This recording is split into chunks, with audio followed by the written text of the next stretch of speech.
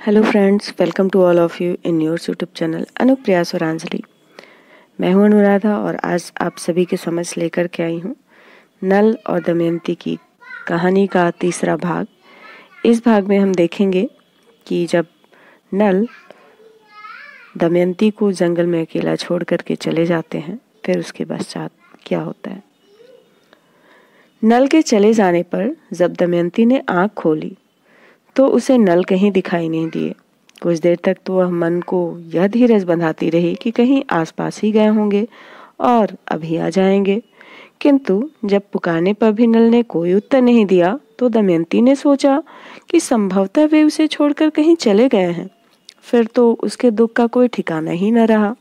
वह विलाप करने लगी, हे नाथ, हे महाराज, आप मुझ अकेली को छोड़कर कहाँ चले गए। हे स्वामी, आप मेरी पुकार का उत्तर क्यों नहीं देते। मैंने आज तक कभी भी आपकी आज्ञा का उल्लंघन नहीं किया, फिर भी आप मुझे छोड़कर क्यों चले गए। हाय, इससे तो मैं मर जाती तो अच्छा होता। दुख का पहाड़ टूट पड़ने पर भी मेरे यह पापी प्राण क्यों नहीं निकल रहे हैं। हे नाथ, आप मेरे साथ परिहास तो नहीं कर रहे हैं। मैं अकेली डर रही हूँ।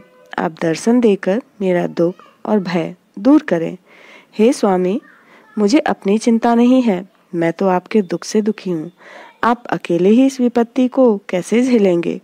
इस तरह करुण विलाप करती हुई दमयंती रोने लगी और नल को ढूंढती इधर उधर दौड़ने लगी। वह बार बार गिर पड़ती और उठकर पागलों की तरह चलने लगती और फिर दहाड़ मारकर रो पड़ती। दमयंती रोती बिलखती कहने लगी, जिस पापी ने धर्मात्मा नल को इस दशा को पहुंचाया है, वह उनसे भी बड़ी विपत्ति में फंसकर जीवन भर दुख पाए। इस तरह वह रोती बिलखती पागलों की तरह चक्कर काटती, कभी अचेत होकर गिर पड़ती और फिर उठकर नल को पुकारने लगती। इस स्थान के पास ही झाड़ी की ओट में एक विशाल अजगर छिपा बैठा था। घूमती हुई दमयंती जब उसके पास पहुंची तो अजगर ने उसे पैरों की ओर से पकड़कर निगलना प्रारंभ कर दिया। दमयंती को अजगर द्वारा अपने खाए जाने की उतनी चिंता नहीं थी जितनी चिंता नल की थी। वह अपनी रक्षा के लिए बार बार नल को पुकारने लगी। इतने में एक शिकारी जो शिकार की खोज में उस वन में घूम रहा था, दमयंती की पुकार सुनकर दौड़ा आया और उसने अपनी तलवार की वार से अजगर को सिर के पास से काट डाला। दमयंती अजगर द्वारा पकड़ी जाने पर अचेत हो चुकी थी। व्याध ने पानी के छींटे मारकर उसे चेतना में लाने का प्रयत्न किया।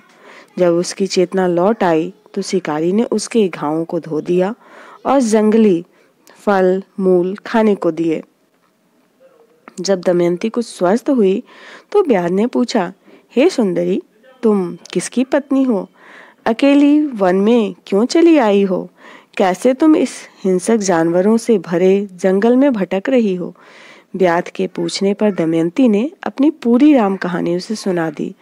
अत्यंत रूपवती दमयंती के अंग आधी साड़ी में से स्पष्ट दिख रहे थे। वह राजपुत्री और राजपत्नी सुंदरतम नारी थी और इस विपत्ति में भी उसके अंगों की शोभा चित्ताकर्षक थी। निर्जन वन प्रदेश में उसे असहाय पाकर व्याध का मन काम वासना से भर गया। वह उससे प्रेम भरी बातें करने लगा। दमयंती उसके मन की बात जानकर समझ गई कि वह एक अजगर से छूटकर दूसरे दुष्ट अजगर के चंगुल में फंस गई है। इससे तो यही अच्छा होता कि अजगर ही उसे खा लेता। अपने सतीत्व पर, पतिव्रत धर्म पर संकट आया जानकर दमयंती का क्रोध भड़क उठा। उसके बड़े बड़े नेत्र अंगारों की तरह धधकने लगे। उसकी भौहें तन गई और ओठ फड़कने लगे।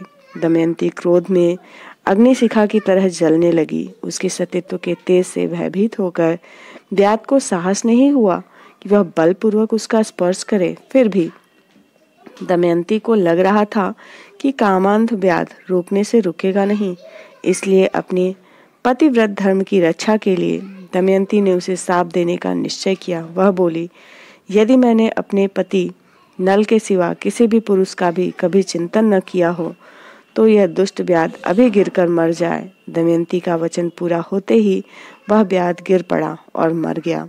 इस दुष्ट से छुटकारा पाकर दमयंती फिर साहस बटोरकर आगे बढ़ी। यह जंगल बड़ा भयानक था। इसमें हिंसक सिंह, चीते, बाघ, जंगली भैंसे, रीछ और अजगर आदि हिंसक जानवरों की भरमार थी। इसके अतिरिक्त लुटेरे और जंगली लोग भी इसमें कम नहीं थे। तरह तरह के विशाल वृक्षों, ऊंची नीची पहाड़ियों, खाइयों और गुफाओं से भरा यह जंगल बड़ा ही डरावना प्रतीत हो रहा था। दमयंती पति के वियोग में ऐसी मतवाली थी कि उसे किसी से भी डर नहीं लगता था। वह अपने पति नल को खोजने में और सब कुछ भूल गई थी। दमयंती नल को पुकारती और खोजती 3 दिन और 3 रातें चलती रही। उसे इस भयानक जंगल का न ओर छोर मिला और न ही नल का कहीं पता चला। वह नल के बारे में पागलों की तरह वृक्षों, लताओं, पर्वतों और सामने दिखने वाले जंगली पशुओं से पूछती, पर किसी से भी कोई उत्तर नहीं मिलता।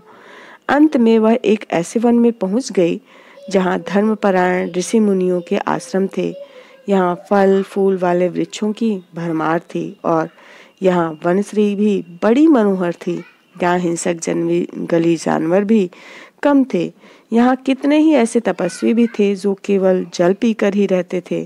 कुछ तो केवल वायु पर ही निर्भर थे, कुछ पत्ते खाकर जीवन धारण करते थे। यहाँ चौकड़ी भरते मृगों और वृक्षों की शाखाओं पर उछल कूद मचाते वानरों की भी भरमार थी। तपोधन महात्माओं के इस आश्रम में पहुंचकर दमयंती के व्याकुल मन को कुछ शांति मिली। वह आश्रम में आश्रय पाने चली गई। दमयंती आश्रम के महात्माओं को प्रणाम करके उनके पास खड़ी हो गई। उसे देखकर आश्रम वासियों ने कहा, देवी, हम तुम्हारा स्वागत करते हैं। यहाँ आश्रम से बैठो और हमें बताओ कि हम तुम्हारे लिए क्या कर सकते हैं। दमयंती बोली, तपोधन महात्माओं, आपकी तपस्या, अग्निहोत्र और धर्माचरण तो निर्विघ्न हो रहा है। आश्रम के पशु पक्षी भी निर्भय है न? यह पूछने पर उन महात्माओं ने कहा, भद्रे, यहाँ सब कुशल है। तुम अपने बारे में बताओ कि तुम कौन हो?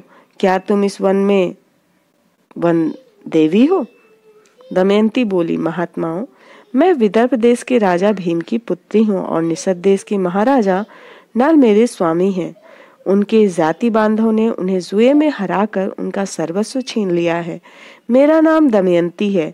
मैं महाराज नल को खोजती हुई भटक रही हूँ। मैं उनके दर्शनों के बिना व्याकुल हूँ। आप में से किसी ने उन्हें कहीं देखा हो तो मुझ पर कृपा करें और मुझे बताएं। ऋषिगण बोले, सुभे, यद्यपि हमने तुम्हारे पति नल को तो नहीं देखा है, पर हम अपने तपोवन से प्राप्त दिव्य दृष्टि से देख रहे हैं कि तुम्हारा भविष्य मंगलमय है। तुम्हें शीघ्र ही पति के दर्शन होंगे। तुम्हारे संकट के दिन समाप्त होने वाले हैं। तुम्हारे पति का छिना हुआ राज्य उसे वापस मिल जाएगा और तुम दोनों का शीघ्र ही मिलन होगा। इतना कहकर वे सभी तपस्वी और उनका यह आश्रम अदृश्य हो गया। इस अद्भुत घटना को देखकर दमयंती के आश्चर्य का ठिकाना न रहा। वह सोचने लगी, कुछ देर पहले मैंने आश्रम में ऋषिगण देखे थे। क्या वह स्वप्न था? यदि स्वप्न नहीं था तो वह आश्रम और तपस्वी कहाँ लुप्त हो गए?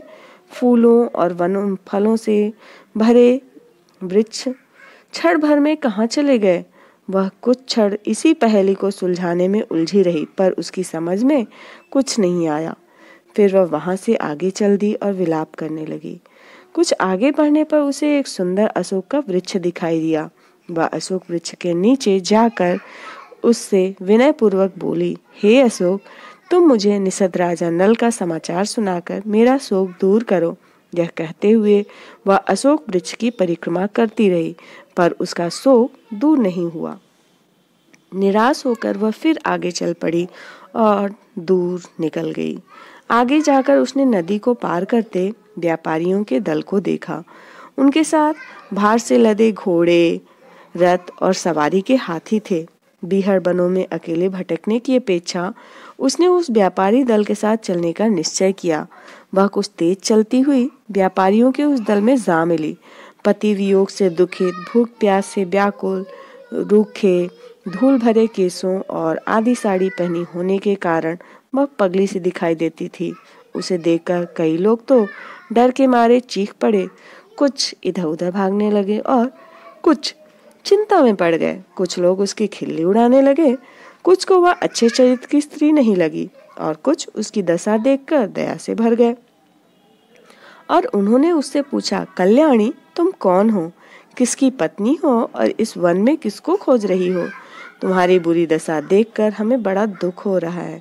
यदि इस वेश में तुम कोई देवी, यक्षी या राक्षसी हो तो हमें मंगल आशीर्वाद दो। हमारा यह दल कुशल पूर्वक अपने स्थान पर पहुंच जाए, ऐसा वरदान दो। दमयंती ने उन्हें उत्तर दिया, मैं आप ही की तरह मानवी हूँ, देवी या यक्षी नहीं हूँ। मैं राजपुत्री और यशस्वी राजा की पत्नी हूँ। अपने पति को खोजती इस वन में भटक रही हूँ। मैं विदर्भराज भीम की पुत्री और निषद नरेश नल की पत्नी हूँ। यदि आपने महाराज नल को कहीं देखा हो या उनके बारे में कुछ सुना हो तो मुझे बताने की कृपा करें। उस दल के नेता का नाम सुचि था। उसने दमयंती से कहा, भद्रे, मैं इस दल का नेता और संचालक हूँ। हमने नल नामक किसी मनुष्य को मार्ग में नहीं देखा।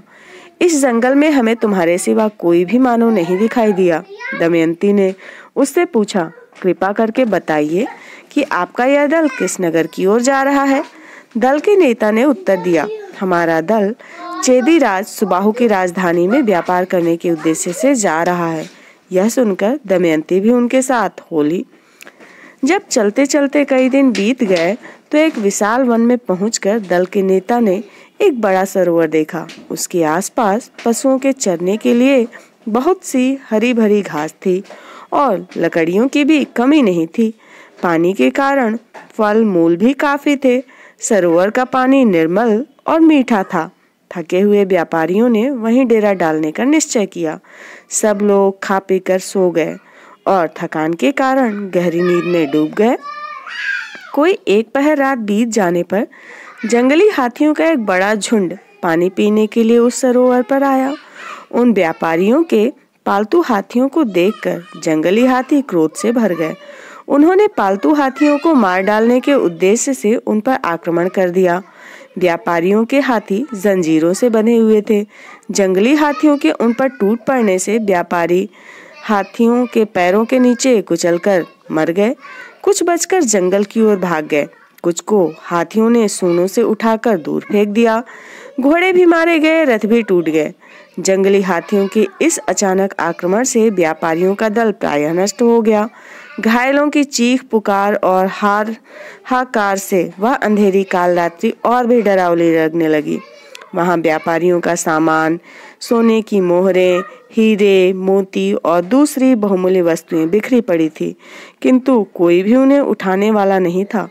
आक्रमण होने पर जब दमयंती की नींद खुली तो वह स्तब्ध रह गई। वह व्यापारियों के दल से कुछ हटकर दूर एक और सोई हुई थी। उस ओर हाथी नहीं गए थे।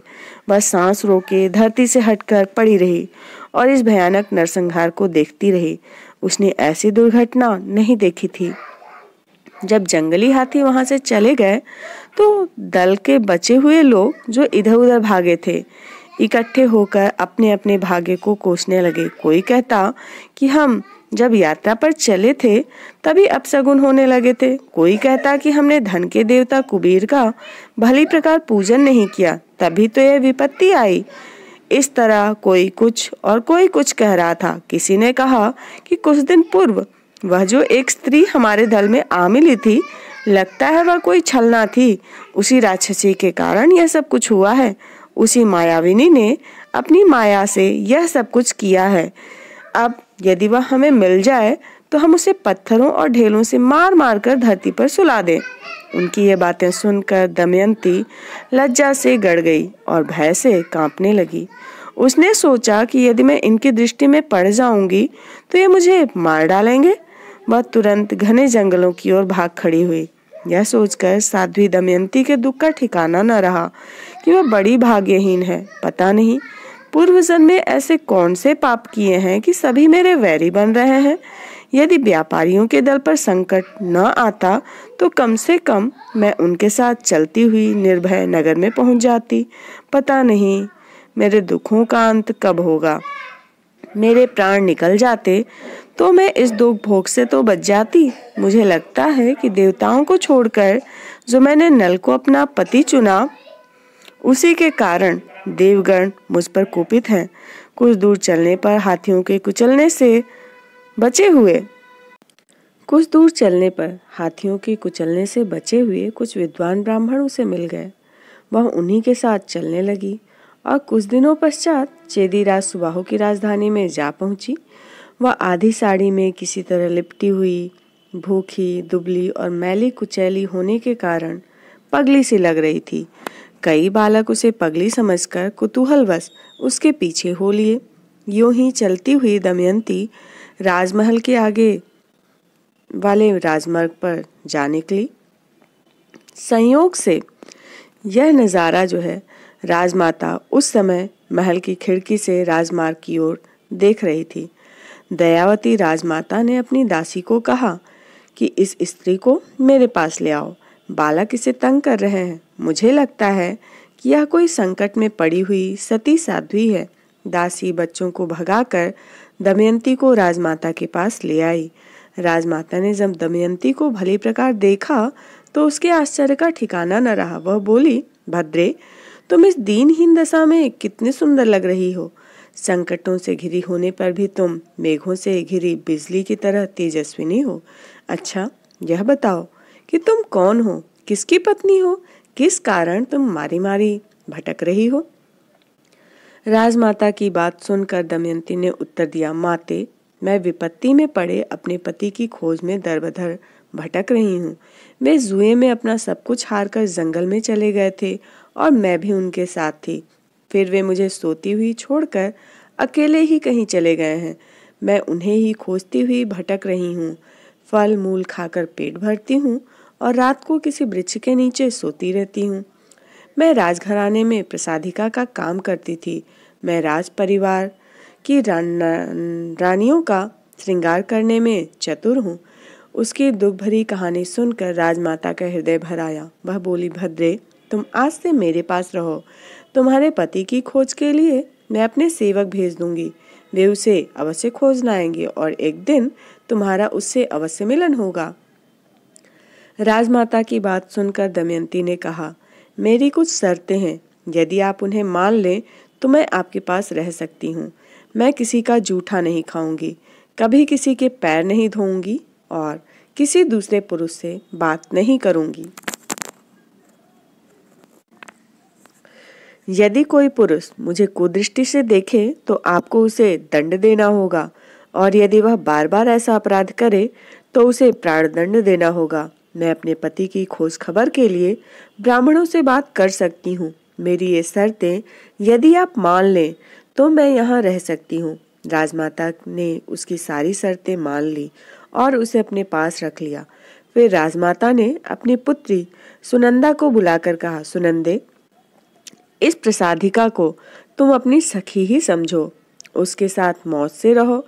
सुनंदा बड़े प्रेम से दमयंती को अपने साथ अपने भवन में ले गई। दमयंती के लिए सुनंदा ने पूरी सुख सुविधा जुटा दी।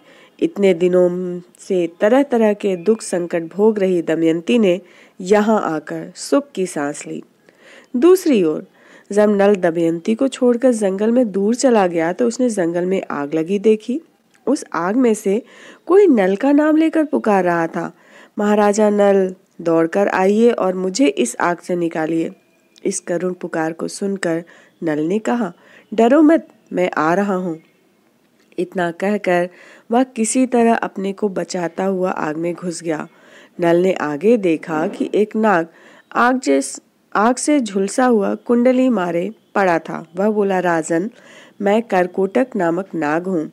एक बार मेरे द्वारा देवर्षि नारद ठगे गए थे। तब उन्होंने मुझे शाप दिया था कि तुम जड़ वस्तु की तरह एक जगह पड़े रहो। जब कभी राजा नल तुम्हें यहाँ से दूसरी जगह ले जाएंगे तब तुम्हारे शाप का अंत होगा। नारद जी के उस शाप के कारण मैं अपनी जगह से इधर उधर नहीं जा सकता। आप मुझे इस आग से बचाइए। इस उपकार के बदले मैं भी आपका एक काम बनाऊंगा। बस आप जल्दी से मुझे यहाँ से निकालिए। नल ने करकोटक नाग को उठाया और शीघ्रता से आग से बाहर ले आए। जब उस नाग की जान बच गई तो उसने नल से कहा, आप अपने पग गिनते हुए चलिए, मैं आपकी भलाई के लिए एक उपाय करूंगा। राजा नल नाग की बात मानकर अपने पग गिनते हुए आगे बढ़े। 1, 2, 3 गिनते हुए जब नल ने 10 कहा तो करकोटक नाग ने नल को पीछे से डस लिया। नाग के डसते ही नल का गोरा रंग एकदम काला हो गया। अपने को काला कुरूप हुआ देखकर नल को बड़ा आश्चर्य हुआ। उसने नाग की ओर प्रश्नसूचक दृष्टि से देखा तो नाग बोला, राजन, मैंने आपकी भलाई के लिए आपका रंग बदला है। अब कोई आपको पहचान नहीं सकेगा और मेरे विष के प्रभाव से आपके शरीर में घुसा बैठा यह कलयुग हर समय जलता रहेगा। उसने आपको घोर कष्ट दिया है, अब वह कष्ट पाएगा। मेरी कृपा के कारण आपको तीखे दांतों वाले जीव जंतुओं से कभी कोई खतरा नहीं होगा। साथ ही ब्राह्मणों के शाप से भी आप बचे रहेंगे। आपको किसी विष से भी कष्ट नहीं होगा। युद्ध में आप सदा विजयी होंगे। अब आप यहाँ से राजा ऋतुपर्ण के पास चले जाइए और अपने को बाहुक नामक सारथी बताइए। अयोध्या के पति राजा ऋतुपर्ण जुए की विद्या के जानकार हैं। उन्हें घोड़े हाँकने की विद्या सिखाकर उसके बदले जुए की विद्या सीख लेना। उनसे आपकी मित्रता हो जाएगी, तभी आपके बुरे दिन समाप्त होंगे। आपको अपना खोया हुआ राज्य, पत्नी और संतान सभी कुछ मिल जाएगा। हाँ, एक बात का ध्यान रखिए, जब आप अपने पहले वाले सुंदर रूप को देखना चाहें तो उस समय मुझे याद कीजिए और मेरे दिए हुए 2 दिव्य वस्त्र पहन लीजिए। ऐसा करने पर आपका पहले वाला सुंदर गौरवर्ण आपको प्राप्त हो जाएगा। करकोटक नाग के कहे अनुसार नल वहां से अयोध्या की ओर चल पड़े और 10वें दिन वहां पहुंच गए। राजा ऋतुपर्ण के दरबार में उपस्थित होकर नल ने कहा, राजन, मैं बाहुक नामक सारथी हूँ और घोड़े हाँकने की विद्या में मेरे जैसा दूसरा आपको खोजने पर भी नहीं मिलेगा। आजकल मैं रुपए पैसे से खाली हूँ। यदि आपके यहाँ मुझे काम मिल जाए तो मैं और भी कई काम कर सकता हूँ। मेरे हाथ का बना भोजन जो एक बार चख लेता है उसे दूसरे के हाथ का बना भोजन स्वादिष्ट नहीं लगता। संगीत, चित्र, साहित्य आदि विविध कलाओं में आप चाहें तो मैं आपको अच्छी सलाह दे सकता हूँ। मेरी सभी कलाओं में अच्छी गति है। संक्षेप में यूँ समझिए कि मैं कठिन से कठिन कामों को भी कर सकता हूँ। आप मुझे अपनी सेवा का अवसर दीजिए और फिर देखिए कि मैं आपको कितना उपयोगी सिद्ध होता हूँ। राजा ऋतुपर्ण बाहुक की बातें सुनकर प्रभावित हुए। ऐसे गुणी आदमी को कौन नौकरी नहीं देना चाहेगा।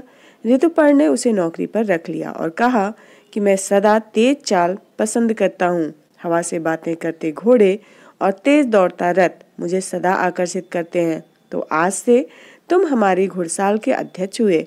10,000 मुद्राएं वार्षिक वेतन तुम्हें मिलेगा और जो भी सुविधाएं तुम चाहोगे वो तुम्हें मिलेंगी। हमारे ये 2 सारथी वारसेयन और जीवक तुम्हारे सहायक होंगे। बाहुक के रूप में नल ऋतुपर्ण की घुड़साल का अध्यक्ष बनकर अयोध्या में रहने लगा। भूख, प्यास और ओढ़ने पहनने की कठिनाई तो दूर हो गई, पर नल क्षण भर के लिए भी दमयंती की याद को नहीं भुला पाता। दमयंती की स्मृति कांटे की कसक की तरह चुभती रहती। वह सांझ जब घिर जाती तो नल की व्याकुलता बढ़ जाती। वह प्रतिदिन सांझ के समय एक छंद पढ़ता, भूखी प्यासी पीड़ित और थकी मांदी, पति वियोग से दुखी अकेली हतभागी, सोती होगी कहाँ कहाँ रहती होगी, बच्चों की ममता से आहत पति को क्या कहती होगी। एक दिन सांझ को नल जब यह छंद दोहरा रहा था तो उसके सहायक जीवक ने पूछा, बाहुक, तुम्हें हर सांझ को किस स्त्री की याद सताती है? हमें भी कुछ बताओ। तब नल ने कहा, बड़ी करुण कहानी है, सुनकर तुम्हारा जी भर आएगा। एक भला आदमी था और बहुत ही भली उसकी पत्नी थी। दोनों में प्रेम भी खूब था। बड़े सुख से उनके दिन बीत रहे थे। भाग्य ने पलटा खाया। उन दोनों को घर से निकलना पड़ा। वे जंगलों में भटकने लगे और फल मूल खाकर अपने दिन काटने लगे। एक दिन वह पुरुष पतिव्रता पत्नी को जंगल में सोती छोड़कर कहीं चला गया। बाद में अपने इस काम के लिए उसे बड़ा पछतावा हुआ। अब वह दिन रात अपनी पत्नी के दुख की बात सोचकर दुखी रहता है। जो पतिव्रता संकट में पति के पीछे पीछे वन में चली गई। उस कठोर हृदय पुरुष ने उसे ही जंगल में अकेला छोड़ दिया। दुष्ट ने यह भी नहीं सोचा कि हिंसक जानवरों से भरे इस बीहड़ जंगल में वह नारी कैसे तो जीवित बचेगी और मार्ग का पता न होने से कैसे जंगल से बाहर निकलेगी, क्या खाएगी और कैसे अपना जीवन बचाएगी। वह आदमी अपने इस नीच काम को याद करके सदा पश्चाताप की आग में जलता रहता है। जीवक ने इस दुख भरी कहानी को सुनकर लंबी सांस ली और उसकी आंखें गीली हो गई।